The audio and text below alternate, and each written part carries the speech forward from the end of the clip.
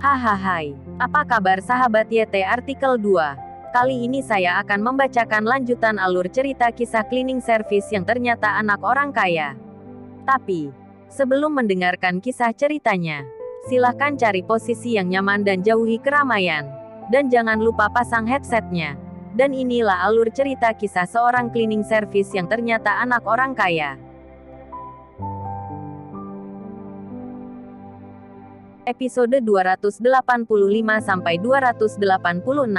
Kisah cleaning service yang ternyata anak orang kaya. Rahman membawa Messi langsung pergi ke kota Mas Hiro. Lampu merah pun diterobos olehnya. Ketika tiba di rumah, sebelum dia turun dari mobil, dia melihat Luna berdiri di luar paviliun dengan menggendong Agnes. Ada beberapa bekas jari di wajahnya. Agnes masih terus menangis. Ayah, ayah. Ada orang jahat yang memukuli ibu. Rahman menyuruh Messi untuk tetap berada di dalam mobil dan dia keluar sendiri dari mobil. Dia mendengar tangisan Agnes ketika dia keluar dari mobil. Di mata Rahman melintas cahaya pembunuhan. Memukul istrinya. Menakuti putrinya. Orang itu patut untuk mati. Melihat kedatangan Rahman, Luna juga merasa lega. Bagaimanapun, Rahman adalah suaminya. Adalah orang yang diandalkannya. Pada saat ini, selama Rahman ada di sisinya, hatinya sudah merasa jauh lebih tenang. Agnes, jangan bicara. Jangan memengaruhi ayahmu. Luna menenangkan Agnes. Iya, Agnes mengangguk dengan patuh. Tetapi matanya yang besar dan fleksibel terus menatap ayahnya. Rina juga menghela napas. Tetapi dia sebelumnya ditampar. Dan dia masih tidak berani berbicara. Waktu itu aku tidak menabrakmu sampai mati. Tidak disangka kamu akan melarikan diri ke tempat terpencil seperti kota Yuzoda ini. Apakah kamu tahu apa tujuanku mencarimu hari ini? Ujar Melanie sambil melihat Rahman dari atas ke bawah. Rahman langsung berbalik dan melihat ke Melanie. Matanya sedikit menyipit. Kamu telah melampaui batas kesabaranku. Haha, Melanie tertawa dan berkata dengan mengejek. Apakah kamu pikir bahwa kamu telah belajar seni bela diri dengan William selama beberapa tahun dan sekarang sudah tidak terkalahkan? Rahman melihat ke beberapa pria besar di belakang Melanie dan berkata, kalian semua di mataku hanya orang yang tidak berguna. Adapun kamu sudah tua. Sebelum ia bertemu dengan Melanie, Rahman memang tidak memiliki kepercayaan diri. Tetapi pada saat ini, dia sudah benar-benar merasa lega. Sebenarnya, dia sejak awal tidak seharusnya terlalu memandang tinggi Melanie.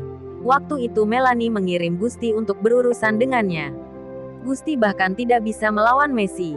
Itu berarti bawahan Melanie tidak ada yang hebat. Adapun Melanie, Rahman dapat melihat bahwa Melanie juga merupakan master seni bela diri. Tetapi kemampuannya seharusnya hampir sama dengan William. Sejak dia meninggalkan kota Jingrang, William bukan lagi lawannya. Apalagi setelah beberapa tahun latihan, kekuatannya telah meningkatkan banyak. Dia otomatis tidak akan menempatkan Melanie di matanya. Bocah sombong dan angkuh, tidak tahu diri. Pukul dia. Terlihat kilatan cahaya kemarahan di mata Melanie. Dia berteriak dengan dingin. Begitu dia selesai mengatakannya, para pria besar di belakangnya bergegas maju menuju Rahman seperti singa yang mencari makan. Rahman mendengus. Matanya menunjukkan tatapan penghinaan. Kekuatan orang-orang ini tidak sebaik Messi. Dia otomatis tidak akan meletakkannya di matanya. Ketika beberapa orang itu hendak mendekatinya, Rahman baru bergerak. Dia melangkahkan kaki kirinya. Dia tidak mundur melainkan bergerak maju. Dia masuk ke dalam kepungan beberapa orang itu dengan kecepatan kilat. Melihat itu terlihat tatapan mengejek di matanya Melanie. Dia tahu bahwa kekuatan Rahman hanya biasa saja. Tetapi saat berikutnya, matanya melotot dan hampir keluar. Dia melihat Rahman masuk ke dalam kepungan beberapa anak buahnya. Lalu terus-menerus mengeluarkan pukulan. Dia melumpuhkan semua orangnya hanya dalam beberapa detik. Terlalu lemah. Rahman bertepuk tangan dan menatap ke Melanie dengan tatapan mengejek. Wajah Melanie terlihat sangat tidak enak dilihat. Pada saat ini dia baru menyadari bahwa dia telah salah mengira kemampuan Rahman. Tidak disangka kamu memiliki kemampuan yang begitu hebat, ujar Melanie dengan ekspresi yang sulit untuk dilihat. Bukankah itu dipaksa olehmu? Jika waktu itu bukan kamu yang memaksa ayahku untuk membubarkan keluarga Wijaya, aku juga tidak mungkin memandang tinggi dirimu. Tetapi sekarang jika dipikirkan, aku memang tidak perlu memandang tinggi dirimu. Rahman tersenyum. Sekarang ini dia akhirnya sudah sadar. Alasan mengapa ayahnya mengalah kepada Melanie dan tidak ingin memusuhinya, itu karena dia merasa berutang budi dengan Melanie. Itu bukan karena dia takut kepada Melanie, melainkan dia merasa bersalah kepadanya. Rahman tidak tahu apa yang terjadi. Dia juga telah dibuat salah paham oleh perkataan William. Jadi dia mengira Melanie sangat kuat. Jadi dia selalu bersabar dan tidak berani menunjukkan identitas aslinya. Sekarang jika dipikirkan, dia merasa dirinya sendiri agak lucu. Jika waktu itu dia tidak harus begitu berhati-hati, maka dia tidak akan membuat keluarganya merasa khawatir. Apakah kamu pikir kamu sudah pasti menang? Ujar Melanie dengan dingin. Aku sudah bilang, kamu sudah tua. Kamu bukan lawanku. Ujar Rahman dengan percaya diri. Sombong. Aku akan memberitahu kamu apa yang disebut dengan seni bela diri yang sesungguhnya. Setelah Melanie mengatakannya, ia menendang dengan kaki kanannya. Aura tubuhnya tiba-tiba berubah. Pakaiannya tiba-tiba bergerak secara otomatis tanpa angin. Dan tatapan matanya tajam seperti pedang. Anak haram. Kamu sama sekali tidak tahu keluarga kaya tersembunyi yang sebenarnya. Tidak peduli apakah itu kekayaan atau kekuatan. Itu bukanlah sesuatu yang bisa kamu bayangkan. Jika kamu pintar, maka serahkan properti yang diberikan Aril Wijaya kepadamu. Kekayaan itu tidak bisa dikendalikan olehmu. Kalau tidak, hari ini adalah hari kematianmu. Ujar Melanie dengan tatapan tajam. Hari kematianku. Kamu sudah terlalu sombong. Ketika kamu melangkah ke tanah kota Yuzoda, aku sudah mengumumkan hukuman mati untukmu. Rahman berkata dengan mengejek. Ia menoleh untuk melihat Luna dan Rina. Kalian masuk ke dalam rumah dulu. Tidak peduli apapun yang terjadi di luar, kalian tidak boleh melihatnya. Dia sudah memiliki niat untuk membunuh. Tetapi dia tidak ingin adegan ia membunuh orang dilihat oleh Luna dan yang lainnya. Pada waktu itu, Melanie menyuruh seseorang untuk menabrak ibunya sampai mati. Hari ini, Melanie datang ke rumahnya. Itu adalah kesempatan yang sangat baik baginya untuk membalas dendamnya. Dia tentu saja tidak akan melepaskan Melanie. Luna dan Rina mengangguk. Kemudian mereka membawa Agnes untuk masuk ke dalam rumah. Tepat setelah Rahman mengalahkan pria-pria besar itu, mereka sudah tidak merasa takut lagi. Mereka tidak berpikir Melanie sangat hebat.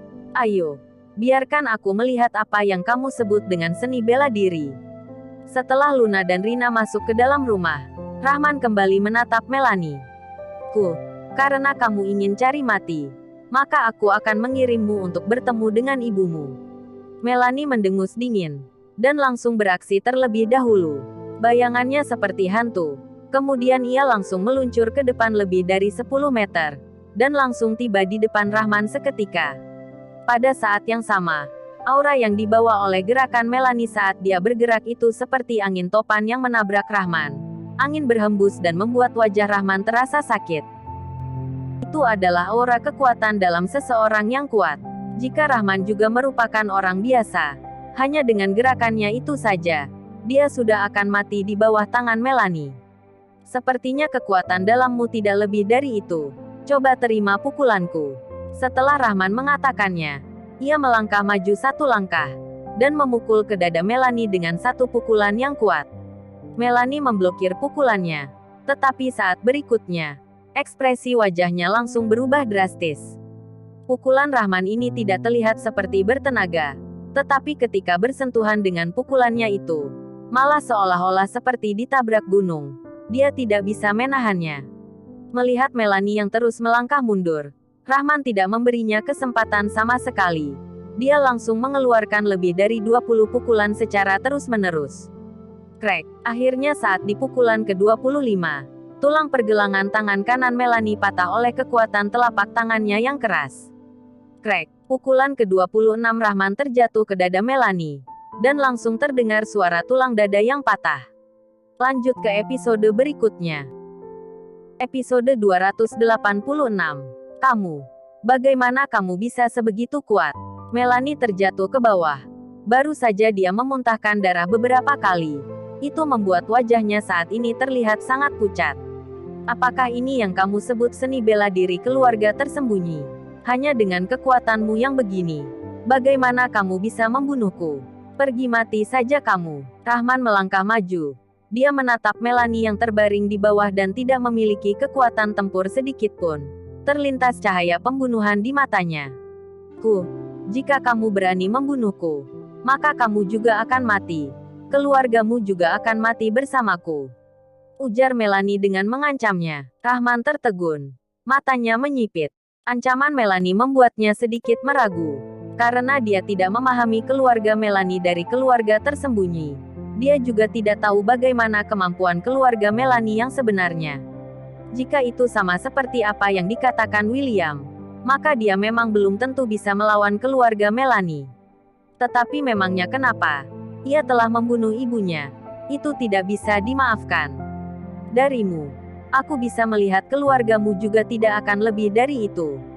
Jika mereka berani datang untuk membalaskan dendammu, maka aku akan membiarkan mereka menemanimu hanya dengan sekejap. Sekarang, kamu mati dan berlutut di depan ibuku untuk mengakui kesalahanmu. Rahman mendengus dingin. Ia berjongkok, mencengkeram leher Melanie. Dan, krek, ia langsung mematahkan leher Melanie. Mata Melanie terus menatap ke Rahman. Sampai mati pun dia tidak percaya bahwa Rahman berani membunuhnya. Dia mati dengan tidak tenang. Rahman menyeret mayat Melanie ke mobilnya dan berkata kepada Messi, "Suruh mereka masuk, dan bawa beberapa orang ini untuk dibereskan." Dia dan Messi datang duluan, dan yang lainnya di belakang. Sekarang mereka pasti sudah berada di luar villa. Messi mengangguk. Dia menelpon. Beberapa menit kemudian, Harun dan yang lainnya bergegas masuk. Setelah Harun dan yang lainnya menyeret para pria besar yang sebelumnya dibuat pingsan oleh Rahman ke dalam mobil, Rahman berkata kepada Messi, "Tangkap Sahrul Rafi, Desta dan Adnan untukku." Mata Messi bercahaya. Dia bertanya, "Apakah kamu ingin menggunakan mereka untuk mengancam ketiga orang tua itu?" Rahman mengangguk dan berkata, "Iya. Mereka pikir aku akan mengalah hanya dengan mereka mencari sekelompok orang tua untuk pergi ke perusahaan dan membuat masalah. Aku tidak akan melakukan apapun kepada mereka. Tetapi bagaimana dengan putra dan cucu mereka? Aku ingin melihat apakah ketiga orang tua itu akan peduli dengan nyawa anak serta cucu mereka atau tidak." "Oke, oh iya. Apakah mayat wanita tua ini juga mau dibuang?" Messi bertanya lagi. "Iya. Buang saja." Rahman mengangguk. Awalnya dia ingin memotong kepala Melanie untuk memberikannya sebagai persembahan ibunya di kota Jingrang. Tetapi setelah memikirkannya, ia tidak ingin melakukannya lagi. Kelak jika ayahnya tahu tentang hal itu, mungkin itu akan menjadi penyakit jantungnya. "Oke." Messi mengangguk. Dia tidak mengendarai mobilnya datang. Jadi dia langsung mengendarai mobil Rahman pergi. Ketika Rahman kembali ke rumah, Luna dan Rina bergegas bertanya, apakah dia sudah pergi. Rahman menggendong Agnes ke pelukannya, mengangguk dan berkata, "Iya, dia sudah pergi. Aku akan menyelesaikan semua masalahnya hari ini dengan baik, dan kamu bisa kembali bekerja besok." Luna mengangguk. Dia tidak bertanya pada Rahman bagaimana cara dia menyelesaikan masalah dengan Melanie. Rina juga sudah belajar menjadi patuh. Hanya saja dia merasa sedikit curiga. Namun dia menahannya dan tidak banyak bertanya. "Bagaimana dengan keadaan di perusahaan? Apakah para orang tua itu masih memblokir pintu masuk?" tanya Luna. "Biarkan mereka membuat masalah dulu hari ini. Besok mereka tidak akan bisa membuat masalah lagi," ujar Rahman dengan acuh tak acuh. Setelah meragu sejenak, Luna berkata dengan sedikit cemas, "Aku tidak peduli bagaimana kamu mengatasi mereka. Tetapi jangan melakukan apapun kepada mereka. Kalau tidak nanti kamu yang memiliki alasan menjadi tidak beralasan." Dia selalu merasa bahwa temperamen Rahman sedikit buruk. Dia masih merasa sedikit khawatir bahwa Rahman akan meminta orang untuk melakukan sesuatu kepada para orang tua itu. Bahkan jika mereka tidak memukul mereka. Tetapi nanti mereka pasti akan disuruh mengeluarkan ganti rugi. Mereka akan sengaja melukai diri sendiri. Meskipun dia memiliki alasan tetapi dia tidak akan bisa menang dari mereka. "Jangan khawatir. Aku punya caraku sendiri untuk mengatasi mereka. Kamu tidak perlu mengkhawatirkan hal itu. Pergi dan buatkan sesuatu untukku. Rahman tersenyum. Di depan keluarganya, dia selalu menjaga sisi percaya dirinya. Luna mengangguk dan pergi ke dapur untuk memasak. Sementara Rahman menggendong Agnes untuk keluar bermain. Hari ini, Agnes sudah dibuat ketakutan. Itu membuat Rahman merasa sedih. Jewelry Cloudfly Group. Tepat setelah pertemuan penting selesai, Desta baru ingin pergi. Seorang pejabat tinggi perusahaan tersenyum kepadanya dan berkata, "Direktur Desta, dalam 2 hari terakhir ini, kakek dan yang lainnya telah mengepung perusahaan Rahman. Ia menjadi pusat perhatian. Sangat luar biasa." Dia melirik pejabat tinggi itu. Desta tersenyum tipis dan berkata, "Kakek hanya merasa sedikit bosan. Jadi dia ingin mencari sesuatu untuk dilakukan. Jangan meremehkan Rahman." Desta pernah berurusan dengan Rahman beberapa kali. Dan setiap kali dia ditekan oleh Rahman. Sekarang setelah dia tahu bahwa Rahman adalah bos di belakang perusahaan Bintang 8, dia lebih tidak meremehkan Rahman lagi. Tetapi kali ini, ada bos dari kota Jingrang yang berada di belakangnya yang membantunya. Jadi dia tidak mengkhawatirkan kakeknya. Sebaliknya, dia ingin melihat bagaimana Rahman menanggapi krisis kali ini. Aku dengar Rahman dulunya hanyalah seseorang yang tidak berguna. Tetapi tidak disangka ternyata dia adalah putra orang kaya. Namun kali ini dia telah menyinggung 3 keluarga besar kalian. Bahkan jika ia telah mendirikan perusahaan Bintang 8, ia juga pasti akan dipaksa menjadi bangkrut.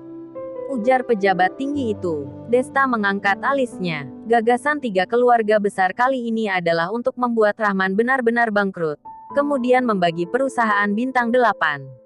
Namun, dia masih merasa bahwa Rahman belum tentu akan kalah. Aku dengar kakek dan yang lainnya telah mengatur waktu.